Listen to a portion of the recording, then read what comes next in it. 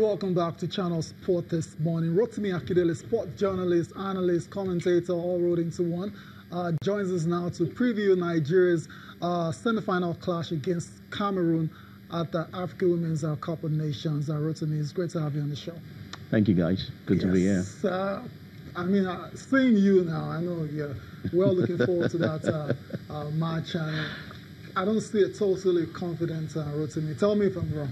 If I had my way, body language now. If I had my way, I wouldn't be here. I probably would avoid talking about it. Really? Till after the game. Why the tension? I actually can't explain why. Wow. Probably because of my, is love the right word, or the closeness to the female, to the team and all of that. I just feel, yes, we've made some, we've created loopholes by ourselves. I mean, in terms of administration and all. In terms of keeping the girls together, in terms of getting them games. So it looks like what the fear of the other teams catching up with us is finally a reality. Wow. And then we're struggling. You feel it's self-inflicted? Yeah, of course it's self-inflicted. And so I'm a bit, I'm not worried. Yes, someday your dominance will end. The team will get to lose games sometimes and all. Yeah. But even if you're going to lose, let it be that you put in your best effort and all that. Not at this point. Yeah. At this point, all I'm concerned about is getting the World Cup ticket. Right.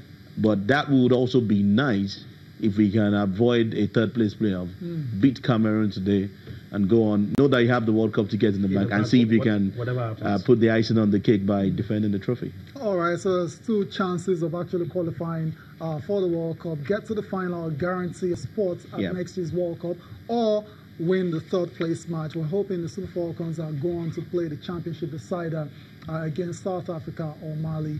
That's on Saturday. Let's go to Accra, Ghana now, where our correspondent Cecilia Omorogbe is on the line. Yes, she's going to join us via Skype to tell us what's going down and how the Falcons are getting set for that match against Cameroon today. Cecilia, good morning. Thanks for joining us on the show. Yeah, good morning, Tayo. Good morning, Yemi and Rotimi. How are you guys doing? Yeah, we're fantastic. We're all looking forward to that match today, this evening against Cameroon. Tell us, what is the mood like? You've been around the girls in training. They've had a couple of training sessions. How confident are they, ahead of tonight's this evening's match? On the back of the fact that they played Cameroon the last time out 2 years ago was a 1-0 win. Then the year before, the tournament before that, the other final as well was against Cameroon, and that was a 2-0 win for Nigeria. How are the girls getting set?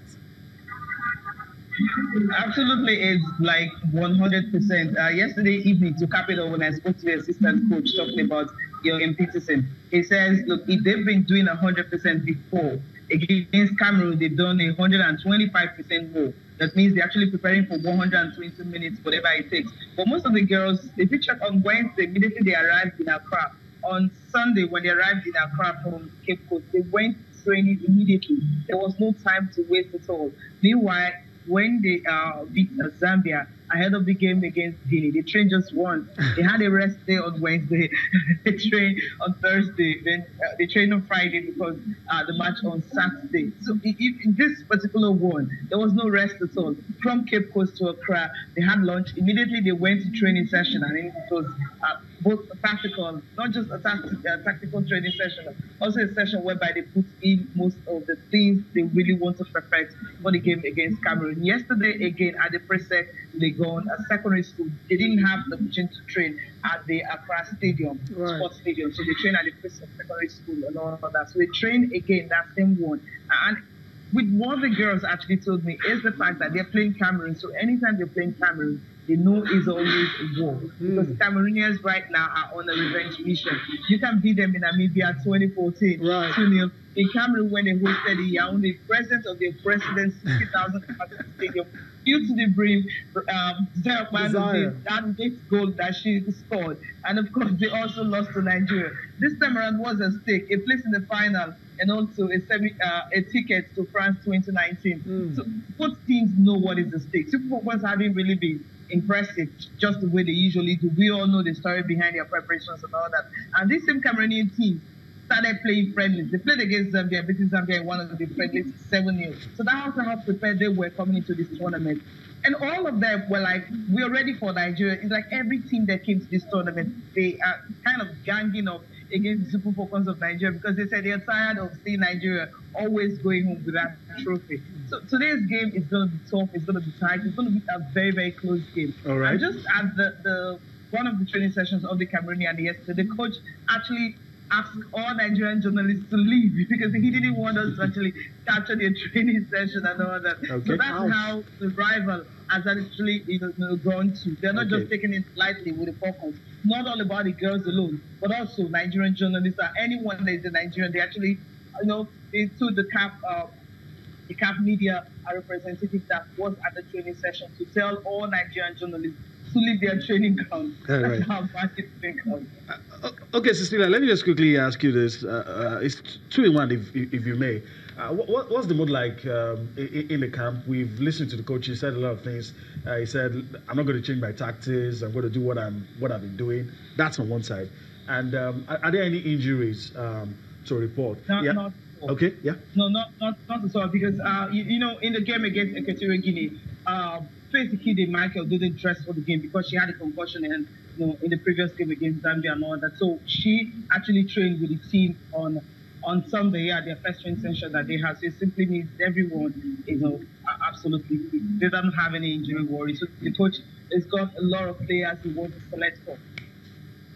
All right, Cecilia, before we let you go now, let's just ask you, the Falcons that played the group stage in Cape Coast, now it's going to be in Accra. The Ghanaians unfortunately didn't make it this far. In terms of supportership, in terms of the Nigerian fans, what have you noticed? Have you heard anything about Ghanaians supporting Nigeria? Or are they about to take the rivalry to the next level by actually rooting for the Cameroonians? Absolutely. The irony of it all is that the Ghanaians are not even looking at the game between Nigeria and Cameroon. Really? They're looking at Nigeria and South Africa in the final. Wow. I don't even know how they got the courage, because I asked some of the journalists yesterday, and four of them exactly, 3 boys and a girl. And they said, look, okay, who are you going to support in this tournament? They said, South Africa, of course. I said, why? We were in the semi-final. They said, no, they're looking at the final because they know that Nigeria and South Africa are going to be meeting in the final. Wow. And they're going to be rooting for South Africa. The only person who told me about the Cameroonians was he said, okay, look, I'll be supporting the Cameroonians simply because, first of all, Nigeria has won this tournament several times. They just want a new winner.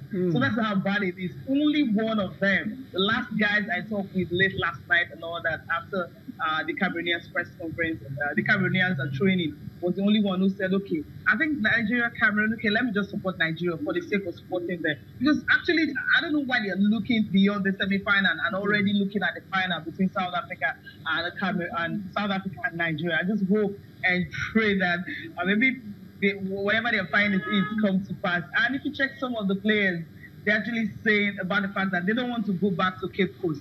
Because if you lose this match right now, the first place match is going to be at Cape Coast. So you don't want to make that journey back because there's no flight. There's no airport in Cape Coast. You have to do the road trip, about 3 to 4 hours road trip back then. And when you arrive, you have to start training. And the next day, you're playing your game. So the girls don't want to go through that, knowing that the other way to pick the World Cup ticket is going back to Cape Coast. They wouldn't want to do that. They just want to do the business here, beat Cameroon, and get a ticket to the World Cup and also the final on Saturday. All right, Cecilia, that's where we're going to have to leave it for now. Let's let you go and get ready for that match against Cameroon later today. Hopefully, when we come back tomorrow, we'll be talking about a win for Nigeria. Thank you for your time. Hopefully. I say Cecilia Omorogbe, our correspondent, giving us a lowdown and an update from the Super Falcons camp in Accra ahead of tonight. Yeah, I keep saying tonight. This evening's match against Cameroon. You heard everything. Are you more confident now from what Cecilia said about the players, how they've upped the ante in terms of preparations? Now they're going extra full throttle training-wise because they know it's Cameroon and the Cameroonians are tough. They're tough customers. Yeah, I've actually been, chatting with some of the players, and they're sounding very confident, going to this particular game. It's I mean, what Cecilia had said was very okay. It kind of lifted, soul lifting. But then again, I'm a bit worried. Why did we get a chance to train at the Accra Sports Stadium? Why use did you say secondary school? A high school. A high school. Yeah. And then you have a game today. Ordinarily, you should train, have a feel of the turf.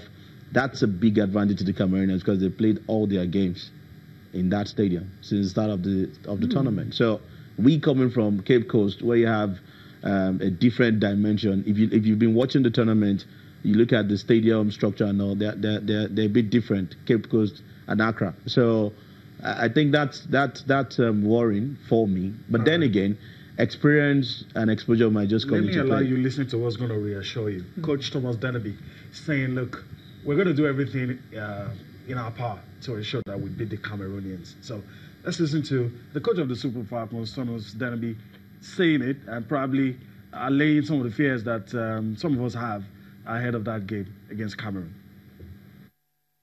As we said already, when we started the tournament, the first aim is to secure a ticket to France next year.